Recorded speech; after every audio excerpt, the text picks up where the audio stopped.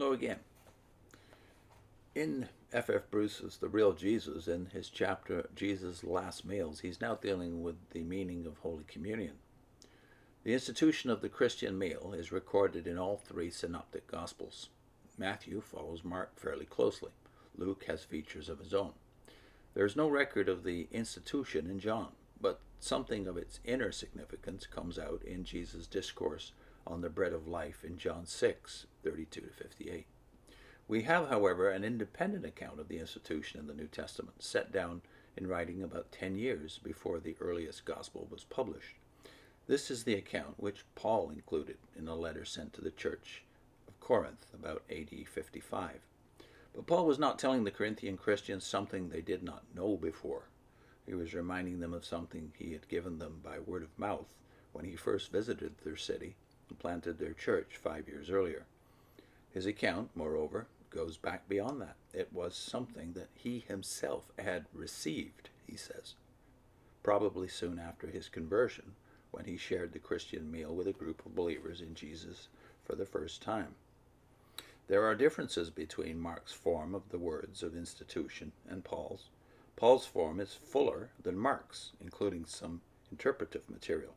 Thus, where Mark reports Jesus saying, "Take it, this is my body," when he gave his disciples the bread, Paul reports him as saying, "This is my body which is for you. Do this in remembrance of me."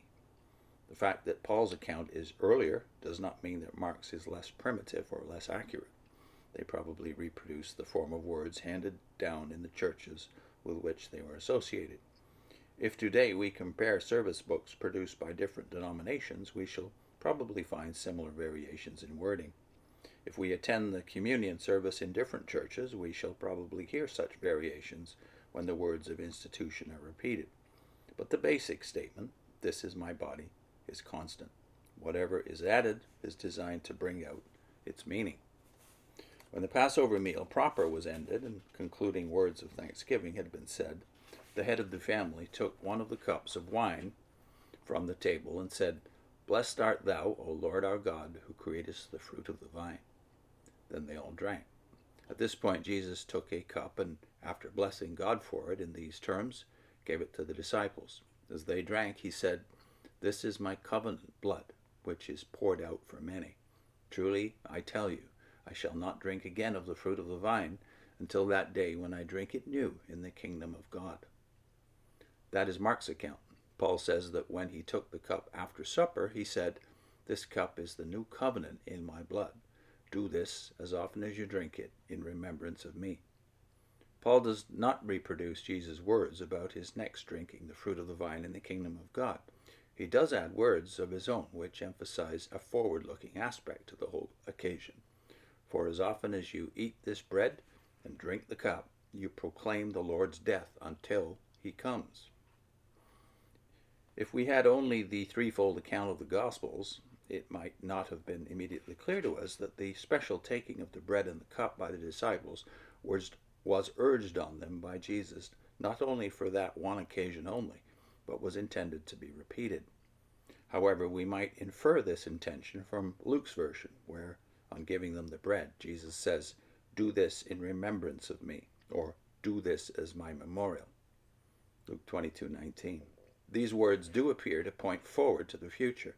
It is not natural to think of a memorial for someone who is alive and very actively present. In any case, it is certain that from the earliest days of the Christian church, this twofold command of Jesus was understood as something requiring the repeated obedience of his followers until his advent in glory. And so it is still understood in almost all areas of the worldwide church. His followers celebrate this feast as his memorial, not simply in the sense that they call him to mind with special intensity, but in the sense that their crucified and ever-living Lord comes and makes his presence real to them as they eat and drink. Next time, Jesus' death anticipated. I put in a link to why did Jesus never use the Tetragram at these Last Supper celebrations. Particularly marked is it in the Synoptic Gospels, but even more marked in the Gospel of John. Check out the video. See you soon.